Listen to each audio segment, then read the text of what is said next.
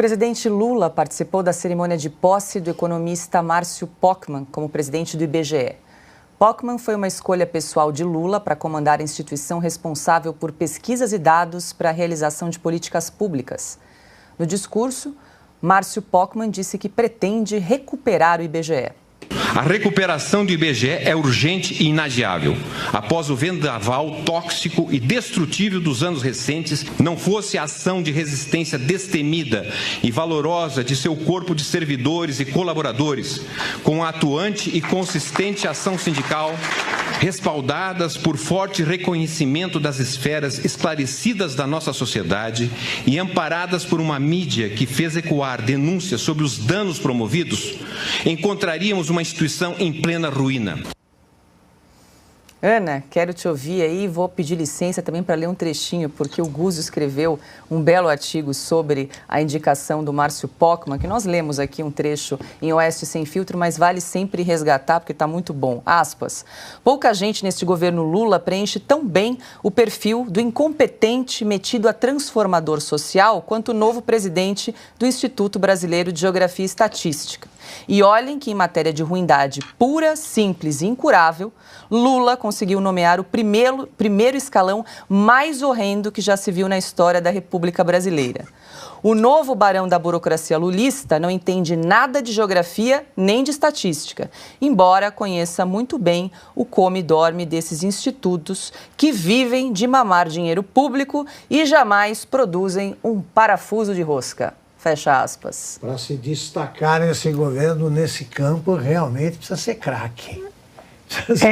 Exatamente, Augusto. Exatamente. Com 37 ministérios, 37 pastas com parasitas, realmente para se destacar neste desgoverno, você tem que fazer muita força.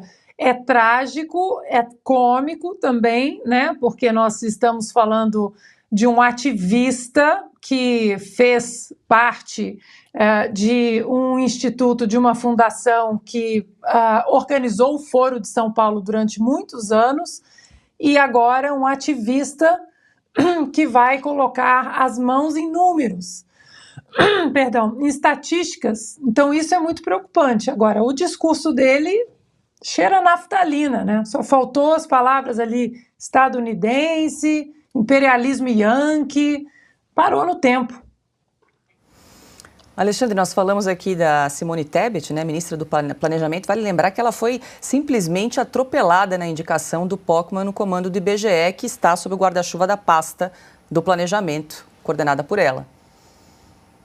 Confessou que não sabia, confessou que tinha estado com o presidente da República e não tocaram nesse assunto, confessou que seria um desprestígio para o atual presidente. Agora, ouvindo o discurso, ontem fez 78 anos que foi lançado o Animals Farm, do George Orwell. Eu sou um fã do George Orwell porque é uma sátira que é profética ao mesmo tempo. E eu ouvindo esse discurso se enquadraria em qualquer discurso do Animals Farm ou do 1984. É bem soviético o discurso. Agora, para resumir o que o senhor Pochmann vai fazer lá no IBGE é o seguinte: ele vai consertar o termômetro.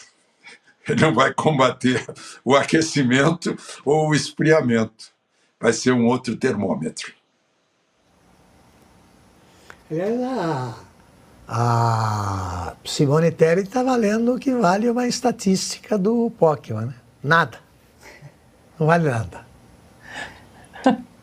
Silvio, quer comentar aí a indicação de Pochmann para o IBGE? O que a gente pode esperar aí do novo censo, das novas políticas públicas aí agora sob o comando de Márcio Pochmann? Absolutamente nada, Paulo. Agora, eu queria fazer um brevíssimo comentário sobre a decisão do Toffoli anterior que você citou envolvendo o ex-tesoureiro do PT. Posso? Claro, fica à vontade, Silvio. É porque essa decisão ela é muito mais importante e muito mais simbólica quando a gente fala do assassinato da Operação Lava Jato do que ela parece. Essa é a última bala em um sistema que se chamava Sistema Drozes, que é onde funcionava a operação estruturada, o Departamento de Operações Estruturadas. Pode chamar de Departamento de Propina da Odebrecht. Então, talvez essa seja a última camada que restava para que o Supremo Tribunal Federal e todas as canetadas foram feitas pelo ministro Dias Toffoli para anular o rastro da Odebrecht na Lava Jato. É a partir do sistema DROSES que se descobriu, por exemplo, as contas na Suíça, uma das grandes raízes da corrupção descoberta pela Lava Jato. Então essa é a última pá de cal, é a última bala. Por isso que eu gostaria de fazer esse comentário.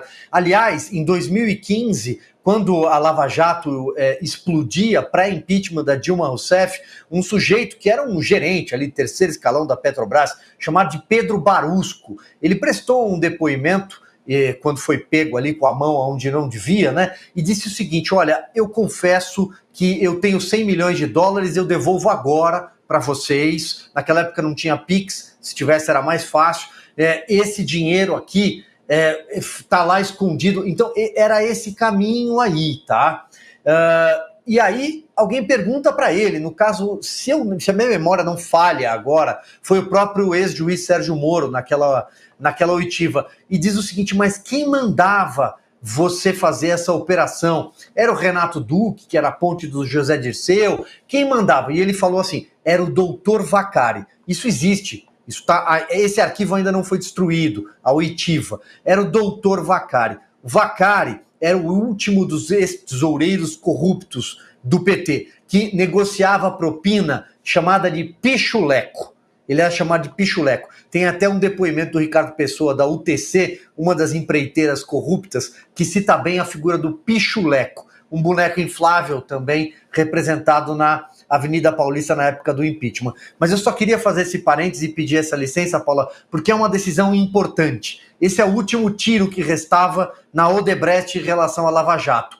Aquela lista de propinas, que a gente tem alguns codinomes na memória e serão eternizados na nossa memória, o Augusto cita com alguma frequência, essa lista de propina, esses HDs, eles foram furados à broca, eles foram destruídos. Quem achar que eu estou exagerando, pode procurar essa imagem na internet.